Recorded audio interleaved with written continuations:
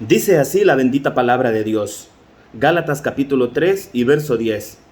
Porque todos los que son de las obras de la ley están bajo de maldición, porque escrito está: maldito todo aquel que no permaneciere en todas las cosas que están escritas en el libro de la ley para hacerlas. Cuando Dios saca al pueblo de Israel de la tierra de Egipto a través de Moisés, uno de los primeros lugares donde Dios lleva a este pueblo es al monte Sinaí. Esa había sido una señal que Dios le había dado a Moisés cuando lo está buscando en el desierto para que vaya a liberar al pueblo de Israel de esa esclavitud. Esto te será, le dice, por señal: cuando hubiereis sacado a este pueblo de Egipto, serviréis a Dios sobre este monte. Era el monte Sinaí. Así que ese es el primer lugar donde Dios lo lleva para darle la ley de los 10 mandamientos escritas en 2 tablas de piedra. La primera vez que Moisés sube al monte Sinaí, esa primera vez Dios solamente le da 2 tablas donde escribe el mismo Dios los 10 mandamientos con su dedo, y el dedo de Dios mirábamos a través de los evangelios que es el Espíritu Santo de Dios. Pero cuando Moisés baja del monte con las 2 tablas de piedra en su mano, el pueblo de Israel había hecho un becerro de oro y lo estaban adorando. Entonces dice la escritura que Moisés arroja las 2 tablas de piedra sobre aquel becerro y entonces las quiebra. Por eso surge la necesidad de que Dios le diga a Moisés que labre 2 tablas de piedra. Moisés las va a labrar ahora.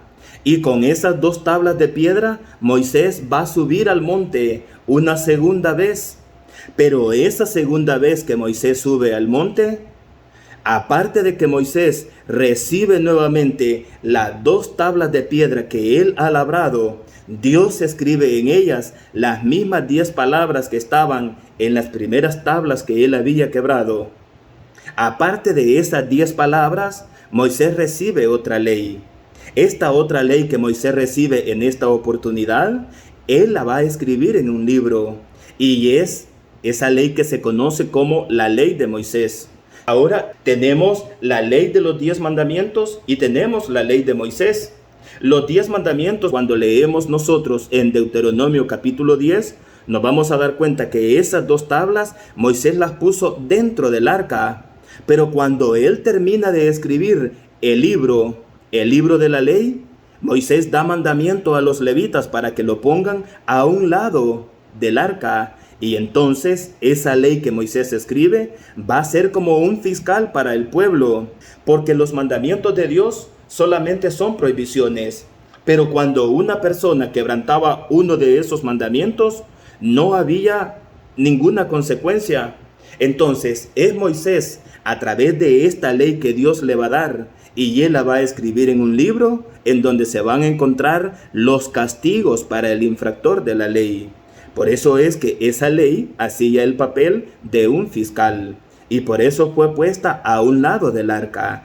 Cuando nosotros leemos también en el capítulo 27 del libro de Deuteronomio y en el capítulo 8 del libro de Josué, nos vamos a dar cuenta de que ese libro de la ley de Moisés, Dios le da mandamiento a Moisés que cuando el pueblo llegue a la tierra prometida, cuando entren a la tierra de Canaán, ellos van a preparar y van a revocar unas piedras con cal y van a escribir en esas piedras, le dice, ese libro de la ley.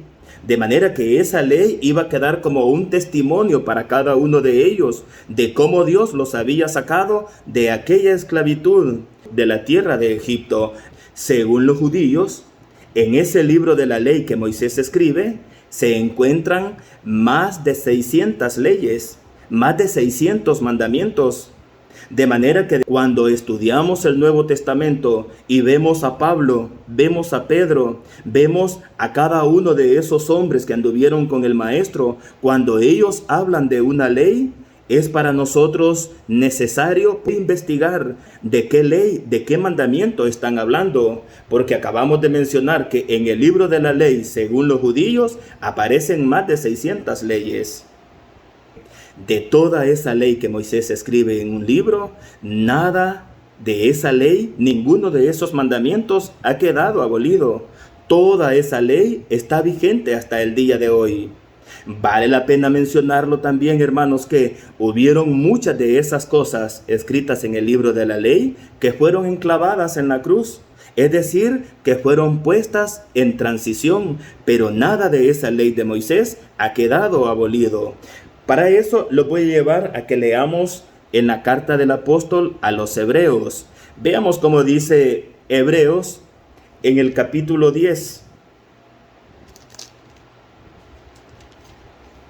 Hebreos capítulo 10 nos va a decir de que esta ley aún hasta el día de hoy sigue vigente. Lo que en ella se encuentra está vigente hasta el día de hoy. Veamos cómo dice Hebreos capítulo 10. Vamos a leer el verso 28 y dice así el apóstol: el que menospreciare la ley de Moisés por el testimonio de 2 o de 3 testigos, muere, dice, sin ninguna misericordia. La ley de Moisés, la ley de Dios, los 10 mandamientos escritos en 2 tablas de piedra y este libro de la ley de Moisés, ambas leyes están formando la ley de Dios. La ley de Dios, decía el salmista en el Salmo 19 y verso 7, la ley de Jehová, dice, es perfecta que vuelve el alma. De manera que todo está vigente hasta el día de hoy, solo que hay algunas cosas que están en su estado de transición para nosotros. El apóstol Pablo lo está mencionando también en esta oportunidad a través de los Hebreos, en el verso 28, el que menospreciare la ley de Moisés. Todas aquellas cosas que Moisés escribe en un libro, pero no porque él esté haciendo esas leyes, sino porque Dios se las ha dado esta segunda vez que él sube al monte Sinaí. Así lo dice también el apóstol Santiago, porque uno solo, dice, es el dador de la ley, y es Dios, es nuestro Padre eterno, el creador de los cielos y de la tierra. Dice el verso 29, ¿cuánto pensáis que será más digno de mayor castigo el que hollare al Hijo de Dios y tuviere por inmunda la sangre del testamento en la cual fue santificado e hiciere afrenta, dice, al Espíritu de gracia? Lo que está diciendo el apóstol es que si hasta el día de hoy aquella ley de Moisés que él escribe en un libro es muy importante, está vigente hasta el día de hoy y tiene un valor muy importante que Dios le ha dado, ¿cómo no va a tener valor la sangre de Cristo que ha sido derramada por cada uno de nosotros para limpiar nuestras culpas y nuestros pecados? Ambas cosas, está diciendo el apóstol, son muy importantes para todos nosotros, la ley de Moisés, pero también la sangre de Cristo, como ese Cordero perfecto que dio su vida por cada uno de nosotros. Y de hecho, así lo decía Juan el Bautista en el Evangelio de Juan, en el capítulo 1 y verso 29. Dice así: el siguiente día ve Juan a Jesús y dice de él: he aquí el Cordero de Dios que quita el pecado del mundo. ¿Para qué había venido Jesús? No solamente había venido a predicar el Evangelio, él traía también, hermanos, una misión. Esa misión que le había sido encargada por el Padre de pagar el precio por los pecados de la humanidad. Y el precio de nuestras culpas solamente podía ser pagado a través de esa sangre perfecta. ¿Qué es lo que encontramos nosotros en esa ley de Moisés? Vamos a ver un ejemplo, y este ejemplo que vamos a ver es uno de los medios que Dios había dado al pueblo de Israel para que los israelitas encontraran la forma de poder acercarse a Dios cuando ellos cometían una falta en contra de algunos de los mandamientos que Dios había dado. Dice el libro de Levítico, veamos cómo dice Levítico capítulo 4, verso 1 vamos a leer hasta el verso 6. Y habló Jehová a Moisés diciendo: habla a los hijos de Israel diciendo, cuando alguna persona,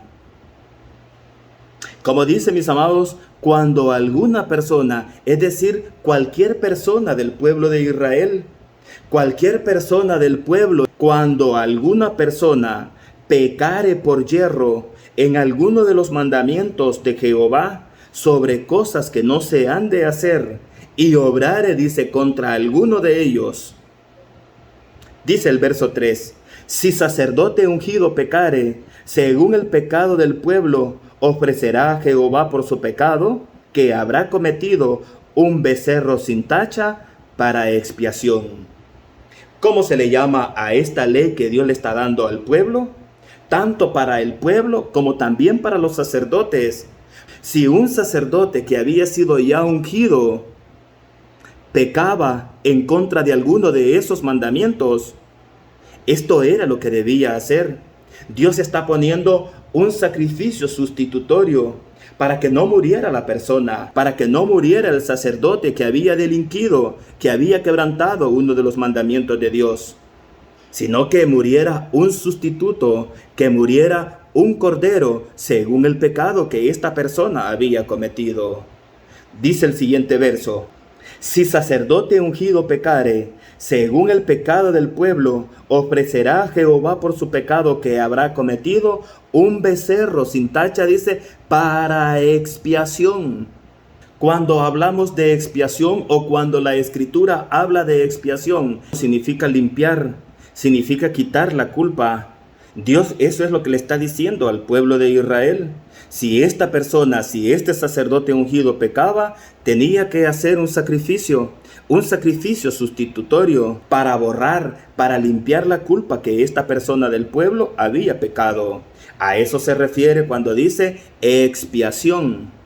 Dice el verso 4, y traerá, dice, el becerro a la puerta del tabernáculo del testimonio, delante de Jehová, y pondrá su mano sobre la cabeza del becerro y lo degollará, dice, delante de Jehová. ¿Dónde tenía que morir este cordero, este becerro? ¿Dónde tenía que morir por la culpa que la persona había cometido? Esta persona debía de traerlo al santuario. ¿Quién estaba en el santuario? Ahí estaba el sacerdote. Este sacrificio debía llevarse a cabo en el altar de los sacrificios. Si era el sacerdote el que había quebrantado uno de los mandamientos de Dios, o si era una persona cualquiera del pueblo que había quebrantado uno de los mandamientos de Dios, esta persona traía un becerro, traía un cordero al sacerdote, y el sacerdote hacía el sacrificio por el pecado que esta persona había cometido. El oferente, aquella persona que había pecado, ponía su mano, dice, sobre la cabeza del cordero, y cuando él ponía su mano sobre la cabeza del cordero, se llevaba a cabo entonces la transferencia. La persona que había cometido su pecado se transfería a este animal, y entonces este animal, este cordero, moría por el pecado que esta persona había cometido. El pecado quedaba cubierto porque este sacrificio estaba apuntando al sacrificio de Cristo. Este sacrificio era una sombra del verdadero sacrificio de Cristo que se iba a llevar a cabo más tarde por toda la humanidad.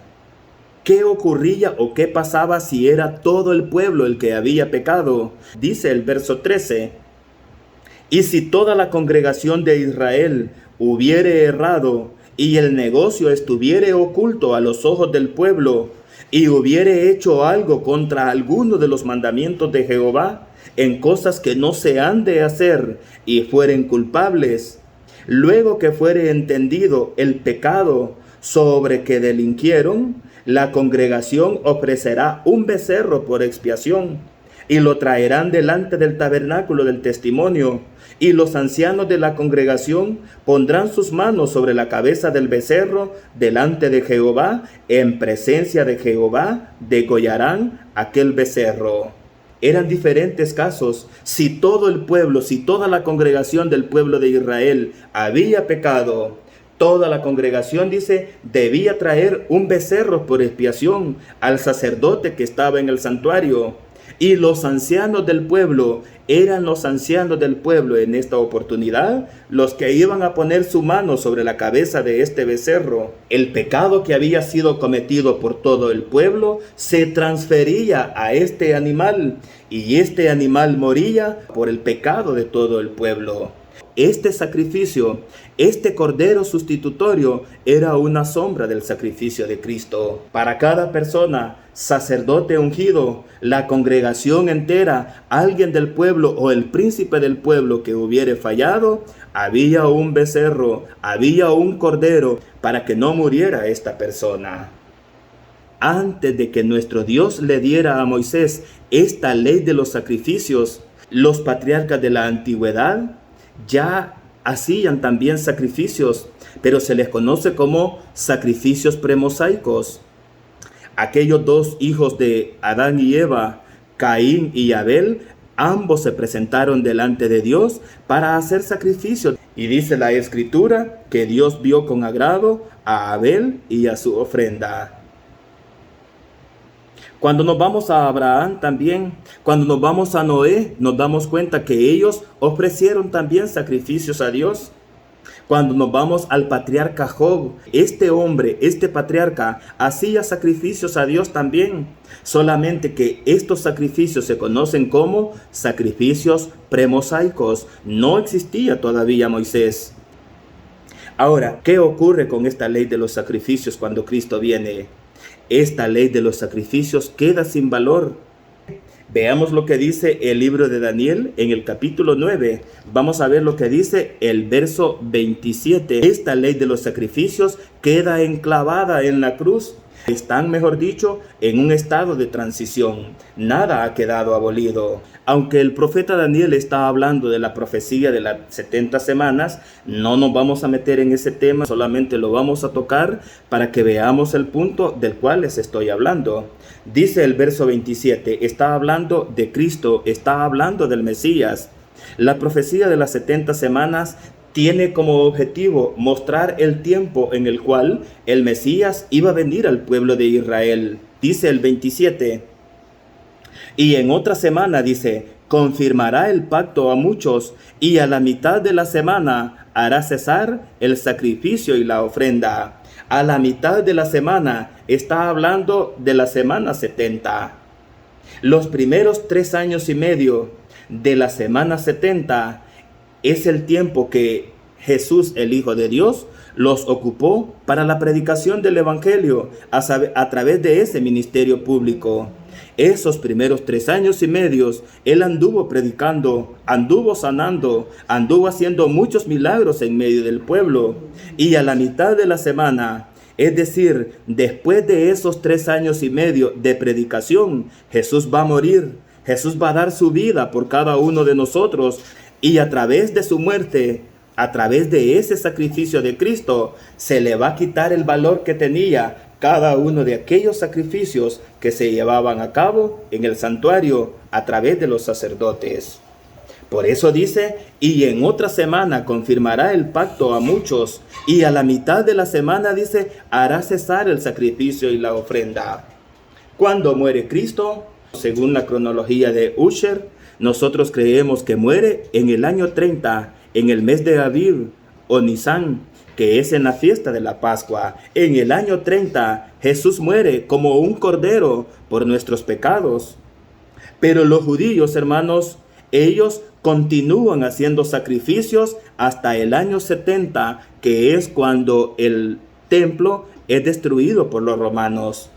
Y cuando el templo es destruido por los romanos, ya no hay sacerdotes, ya no hay templo, ya no hay altar de los sacrificios. Entonces, ese sistema de sacrificios queda descontinuado al no existir estos elementos que acabo de mencionar. Pero era un plan de Dios. ¿Por qué decimos que era un plan de Dios? Porque para eso vino Cristo, como el verdadero Cordero, para limpiar nuestras culpas. Entonces, esta ley de los sacrificios es enclavada en la cruz. Temporalmente pasa a un estado de transición. ¿Por qué decimos que a un estado de transición?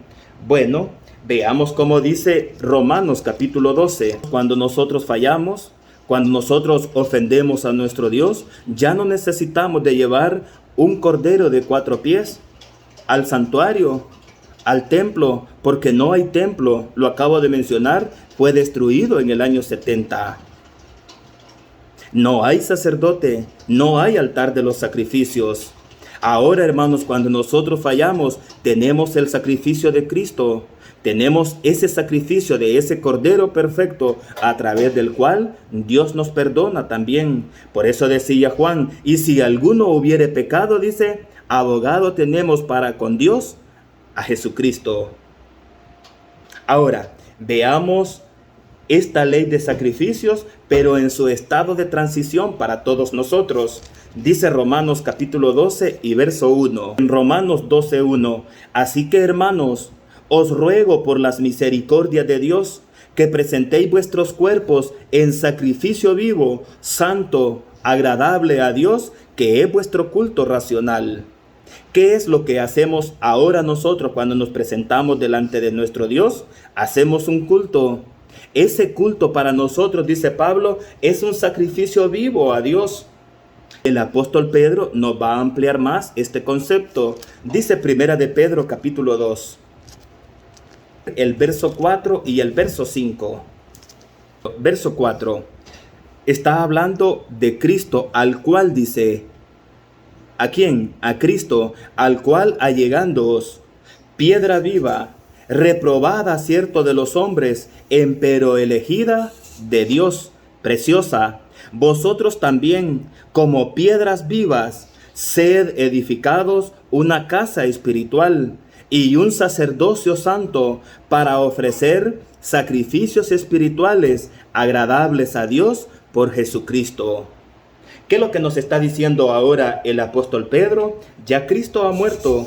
Tenemos el sacrificio de Cristo. Y ahora dice el apóstol Pedro que todos nosotros pertenecemos a un sacerdocio santo. Y comienza a través de Cristo el sacerdocio de Melquisedec. Ahora nosotros pertenecemos a ese sacerdocio de Cristo para ofrecer, dice Pedro, sacrificios a Dios.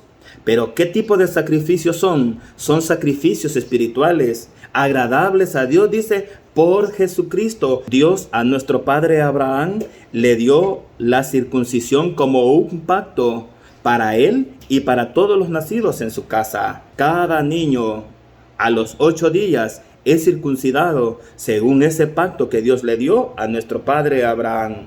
En los días de Cristo, los judíos, los israelitas, todos ellos eran circuncidados a los 8 días y no había ningún problema.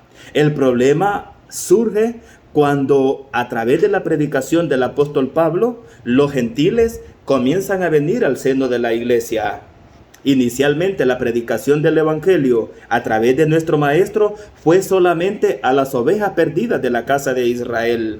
Así que hasta el año 41 de nuestra era, la iglesia estaba formada únicamente por judíos, únicamente por israelitas.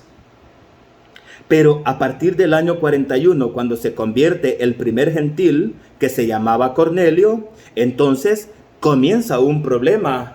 Porque todos los judíos que eran circuncidados, cuando ellos miraban que los gentiles se convertían al evangelio y venían al seno de la iglesia, los judíos querían obligar a los gentiles para que se circuncidaran también. Y entonces hubo un problema. Y ese problema lo van a pasar a los apóstoles para que sean ellos los que van a determinar qué se va a hacer con los gentiles, si se van a circuncidar o no. ¿Qué es lo que va a determinar la iglesia a través de los apóstoles? Dice Hechos capítulo 15 y verso 1. Verso 1. Entonces algunos que venían de Judea enseñaban a los hermanos que si no os circuncidáis conforme al rito de Moisés, no podéis ser salvos. ¿Qué era lo que decían los judíos a aquellos gentiles que se convertían a la predicación del evangelio a través de Pablo? Si ustedes no se circuncidan, no pueden ser salvos. Entonces dice el verso 2. Dice así: así que, suscitada una disensión y contienda no pequeña a Pablo y a Bernabé contra ellos, determinaron que subiesen Pablo y Bernabé a Jerusalén y algunos otros de ellos a los apóstoles y a los ancianos sobre esa cuestión. Verso 3. Ellos pues, habiendo sido acompañados de la iglesia, pasaron por la Fenicia y Samaria, contando la conversión de los gentiles, y daban gran gozo a todos los hermanos. ¿Qué hacía Pablo? El apóstol Pablo había sido llamado por Cristo para ir a predicar a los gentiles. Así que mientras ellos iban para Jerusalén con Bernabé, ellos iban contando cómo Dios a los gentiles les había dado una oportunidad y cómo ellos ahora se convertían también al evangelio. Verso 4. Y llegados a Jerusalén, fueron recibidos de la iglesia y de los apóstoles y de los ancianos, y refirieron todas las cosas que Dios había hecho con ellos. Mas algunos de la secta de los fariseos que habían creído se levantaron diciendo que es menester circuncidarlos y mandarles que guarden la ley de Moisés. ¿A qué le llaman ellos ley de Moisés? A la circuncisión. Estos de la secta de los fariseos dicen es menester circuncidarlos y que guarden la ley de Moisés. Pero se llevó a cabo un concilio. Esto ocurre, según la cronología de Ucher, en el año 51. A través de ese concilio donde estaban los apóstoles, se determinó, a través de la dirección del Espíritu Santo, que todos los gentiles que vinieran al seno de la iglesia de Dios no debían circuncidarse, sino que debían apartarse de 4 cosas. Dice el verso 19, por lo cual dice, está hablando el apóstol, por lo cual dice, yo juzgo que los que de los gentiles se convierten a Dios no han de ser inquietados, es decir, no han de circuncidarse, sino escribirles que se aparten de las contaminaciones de los ídolos y de fornicación y de ahogado y de sangre. Ahí está. Un concilio en Jerusalén y todos ellos determinan que los gentiles que se conviertan no deben ser circuncidados, sino que deben abstenerse de estas 4 cosas: de contaminación de ídolos, de fornicación, de ahogado y de sangre. Fue un problema grande, fue un problema serio que se dio cuando comienzan estos gentiles a venir a la iglesia de Dios. Con los judíos no había ningún problema, porque ellos eran descendientes de Abraham en la carne y debían cumplir con ese pacto que Dios le había dado a Abraham. Debían circuncidarse. En la iglesia que estaba en Galacia, ya los gentiles que se habían convertido al evangelio, muchos de ellos ya se habían circuncidado. Cuando Pablo se da cuenta de que estos gentiles que estaban en la iglesia ya se habían circuncidado, les escribe su carta a los Gálatas, capítulo 3, pero esta vez en el verso 1 en adelante. Gálatas capítulo 3. Y esto es lo que para el mundo cuesta muchas veces entender, porque el mundo religioso, ellos creen que cuando nosotros guardamos el sábado, cuando nosotros guardamos los mandamientos de Dios, nosotros estamos haciendo las obras de la ley. Entonces ellos nos acusan de que nosotros estamos bajo de maldición porque guardamos el sábado. Ustedes nos dicen a nosotros, están bajo de maldición. Pero no han comprendido, no han entendido este problema que se estaba dando en estas iglesias, en la iglesia de Galacia. Ya los gentiles se habían circuncidado. Entonces Pablo les escribe su carta a los Gálatas y les dice él en el verso 1 en adelante del capítulo 3. Dice así: oh Gálatas insensatos, ¿quién os fascinó para no obedecer a la verdad? Ante cuyos ojos Jesucristo fue ya descrito crucificado entre vosotros. A estos gentiles que ya se habían circuncidado, oh Gálatas insensatos, ¿quién os fascinó, dice, para no obedecer a la verdad? Les dice en el verso 3, esto solo quiero saber, de vosotros, ¿recibisteis el Espíritu por las obras de la ley o por el oír de la fe? ¿Tan necios sois? Habiendo comenzado por el Espíritu, ahora dice, os perfeccionáis por la carne. Porque allí estaban los judíos. Allí estaban los judíos molestando siempre a los gentiles para que se circuncidaran. Entonces Pablo les está escribiendo y les está diciendo, ¿por qué lo están haciendo? No es necesario circuncidarse. Todos los apóstoles habían determinado que ninguno de los gentiles debía circuncidarse. Gálatas capítulo 5, verso 1 hasta el verso 4. Les dice así, estad pues firmes, después de que los ha reprendido, ahora les dice en el 5:1, estad pues firmes en la libertad con que Cristo nos hizo libres, y no volváis otra vez a ser presos en el yugo de servidumbre. Como era para los gentiles la circuncisión, era como un yugo, era como una servidumbre, no podían ellos participar de ese yugo. Verso 2. He aquí, yo Pablo os digo que si os circuncidareis, Cristo dice, no os aprovechará. Verso 3, y otra vez vuelvo a protestar a todo hombre que se circuncidare, que está obligado, dice, a hacer toda la ley. ¿A qué se refiere Pablo o a quiénes se refiere Pablo cuando dice, otra vez vuelvo a protestar a todo hombre? No está hablando para los judíos, ellos ya lo hacen, no tienen ningún problema. Está hablando a los gentiles. Vuelvo a protestar, dice, a todo hombre que se circuncidare, que está obligado a cumplir o a hacer, dice, toda la ley. Lo que les está diciendo a los gentiles es, vean, si ustedes se circuncidan, ustedes están obligados a hacer toda la ley.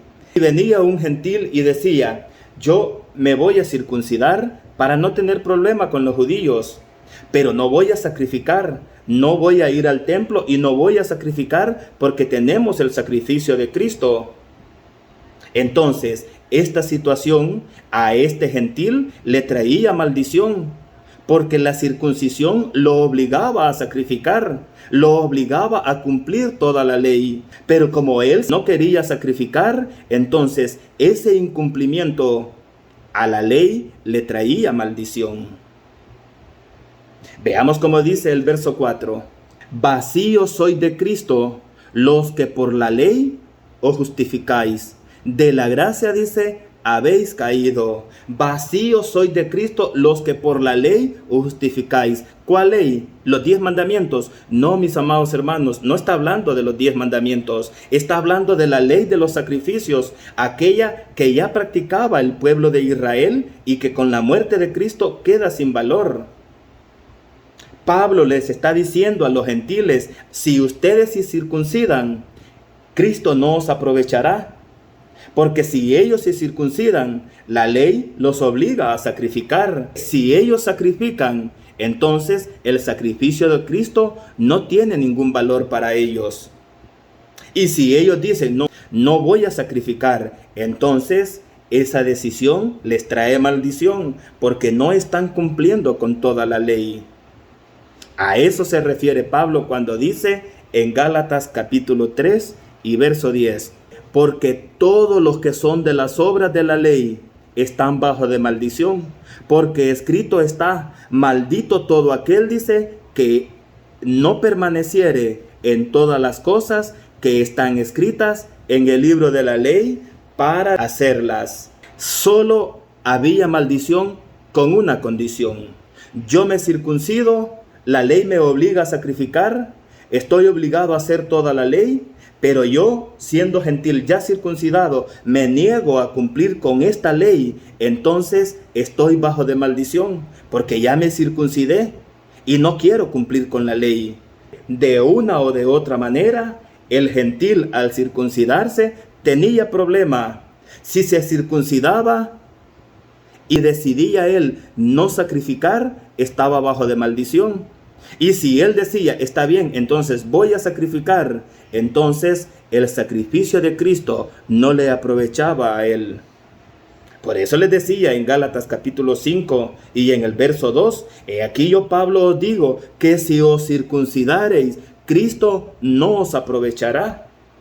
Ese era el problema, ese era el dilema. Cuando Pablo habla en este verso 10, los que son de las obras de la ley están bajo de maldición, se está refiriendo únicamente a la circuncisión. Porque esa circuncisión, mis amados, los obligaba a todos ellos, a los gentiles, a cumplir con toda la ley.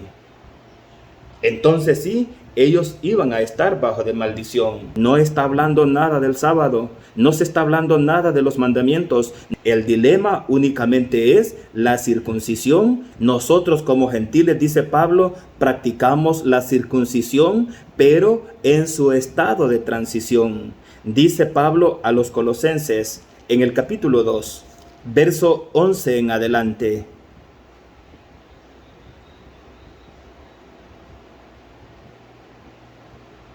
Si ya lo tienen, mis amados, Colosenses capítulo 2, dice Pablo en Colosenses capítulo 2, verso 11 en adelante, dice así: en el cual también sois circuncidados de circuncisión no hecha con manos, con el despojamiento del cuerpo de los pecados de la carne en la circuncisión de Cristo, sepultados juntamente con él en el bautismo, en el cual también resucitasteis con él, por la fe de la operación de Dios que le levantó de los muertos. Y a vosotros, estando muertos en pecados y en la circuncisión de vuestra carne, os vivificó juntamente con él, perdonándoos todos los pecados. Mis amados, ¿cuándo es que nosotros somos perdonados? Es cuando somos bautizados. El apóstol Pedro así se lo dice a la congregación de los judíos, a la congregación del pueblo de Israel, en el libro de los Hechos, en el capítulo 2 y en el verso 38. Les dice él: así que arrepentíos y convertíos, y bautícese cada uno de vosotros para perdón de los pecados, y recibiréis el don del Espíritu Santo. Cuando nosotros nos bautizamos dentro de la iglesia de Dios, ese es el momento cuando nuestras culpas, cuando nuestros pecados vienen a ser perdonados. Ese mismo bautismo, dice Pablo, es para nosotros la circuncisión. Es la circuncisión, pero en su estado de transición. Así que somos circuncidados, pero en la circuncisión de Cristo, con el despojamiento de nuestros pecados, en las aguas del bautismo. Ya vimos cuál era el problema que se había levantado en el tiempo de los apóstoles, cuando los gentiles estaban viniendo al seno de la iglesia. Había una obligación, había una inquietud por parte de los judíos para que estos gentiles se circuncidaran. Se lleva a cabo un concilio en Jerusalén y se determina a través de la iglesia de los apóstoles que de los gentiles ninguno de ellos debe circuncidarse, sino que deben abstenerse únicamente de 4 cosas, y las vimos en Hechos capítulo 15, en el verso 28 y verso 29. Explicábamos, a eso se refiere Pablo cuando dice los que son de las obras de la ley. Se refiere únicamente a la circuncisión y a la ley de los sacrificios, porque la circuncisión los obligaba a ellos a sacrificar, los obligaba a cumplir con la ley, y cuando ellos se negaban y decían: no puedo sacrificar porque tenemos el sacrificio de Cristo, ese incumplimiento a la ley les traía maldición a ellos. Y si ellos sacrificaban, entonces Cristo no les aprovechaba en nada. Gálatas capítulo 2, verso 21 dice Pablo así: no desecho la gracia de Dios, porque si por la ley fuese la justicia. ¿Y qué nos dicen a nosotros?